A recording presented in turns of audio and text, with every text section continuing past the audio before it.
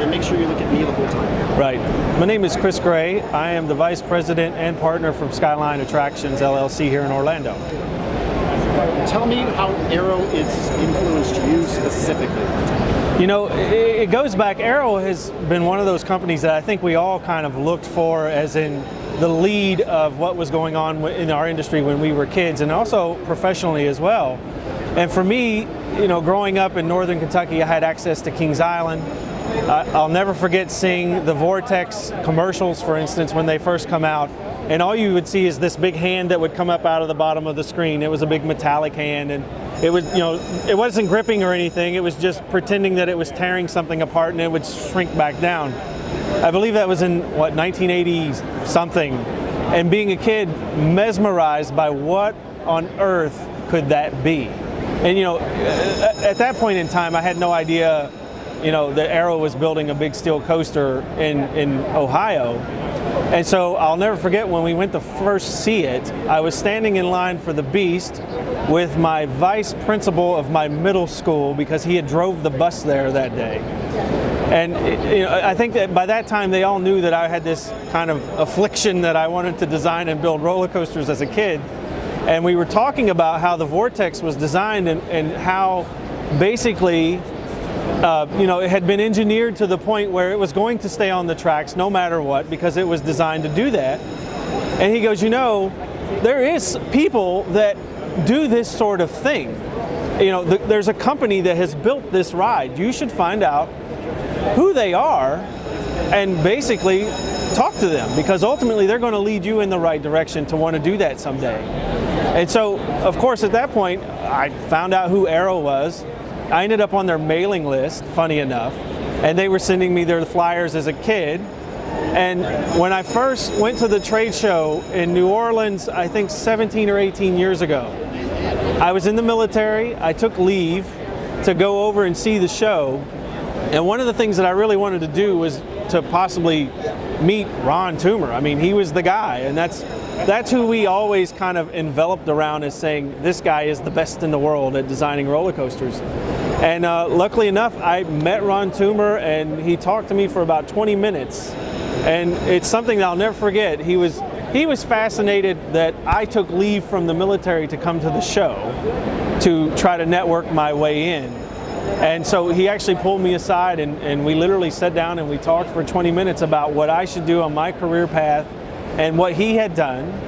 And ultimately, you know, I guess if you look back, it led me to 13 years at Great Coasters, designing and building wooden roller coasters all over the world, and then ultimately having my own company designing and building rides here in Orlando. So it was a huge influence for me.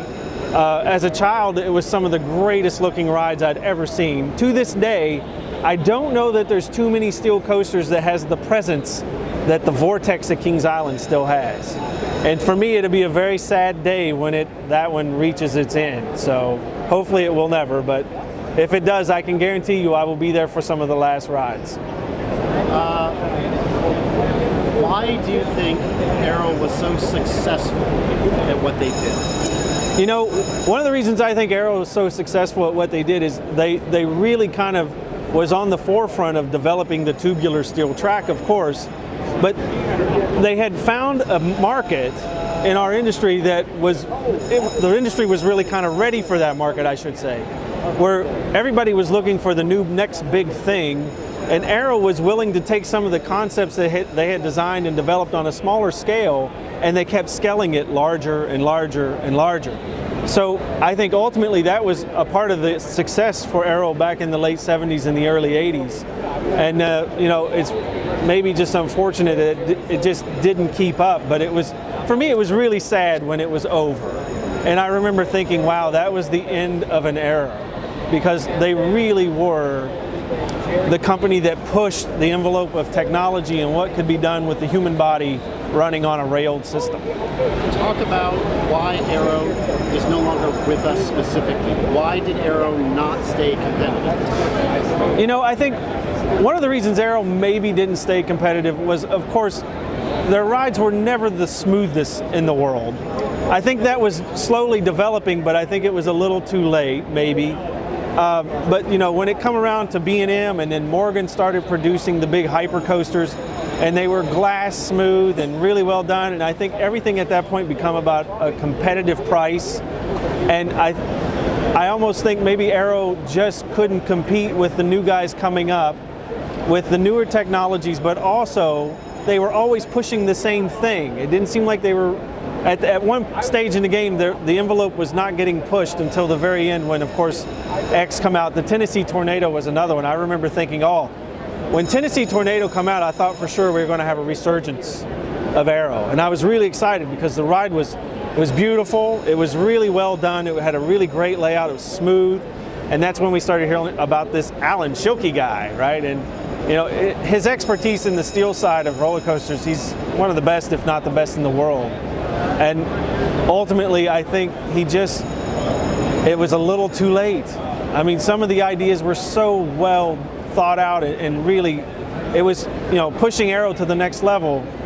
But I think B&M and, at that time, Chance Morgan, a lot of those guys had started taking over. I think we've seen the same things with Schwarzkopf. Schwarzkopf was the leader of the pack for a long time, and then Aero kind of took over.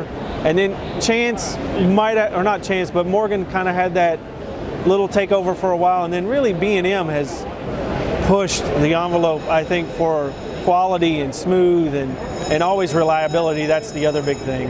And it's going to be really interesting to see what happens with the Rocky Mountain stuff. That's always one to watch and see how that's growing.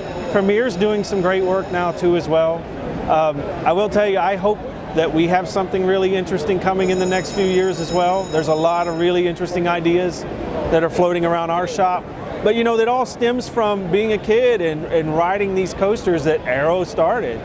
So, and it really, I think, sculpted and molded a lot of the engineers and designers that are in the business today to say this is the kind of stuff that we love. Absolutely. You sort of touched on it a little bit in there, but what is, in your opinion, the ultimate legacy of Aero? The ultimate legacy of Aero is people like me. Because they're the ones that kind of set me on my path. The company maybe doesn't exist anymore as Aero, but there's still a few of the products out there. And I'll tell you, for instance, when the Big Bad Wolf was going away, I went because it was one of my favorite suspended coasters of all time. I will tell you, suspended coasters are my favorite coasters ever. So I've always loved the Big Bad Wolf.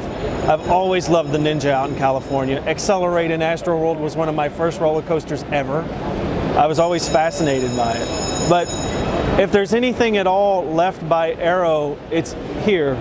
Because ultimately, my dream of having a company that could possibly build steel coasters in the future is to figure out another way to do a suspended coaster maybe. So, but that all started with me being a kid riding the Aero rides, and that's the legacy. That's really the push, is they inspired so many people to do what we do now. And all the stuff that we base our ideas on are basically stepping stones of Aero's development. So their legacy is us. But Aero really did sculpt and mold a lot of the industry folks today, because they developed the pattern of pushing things at one time to the next level. And maybe it just didn't keep up, or how it changed hands. I don't know what happened there, but ultimately it molded all of us to say, this is cool, this is what we want to do for a living. And if you think about how that works, that is the true stepping stone for anybody that comes later. Because you had Schwarzkopf and it was amazing, and you had Aero and the rides were amazing. We were all kids, we were all kind of enveloped by that and taken by it. And so much so that we decided to base our entire life career on it. So again, that's Aero's legacy. It's us.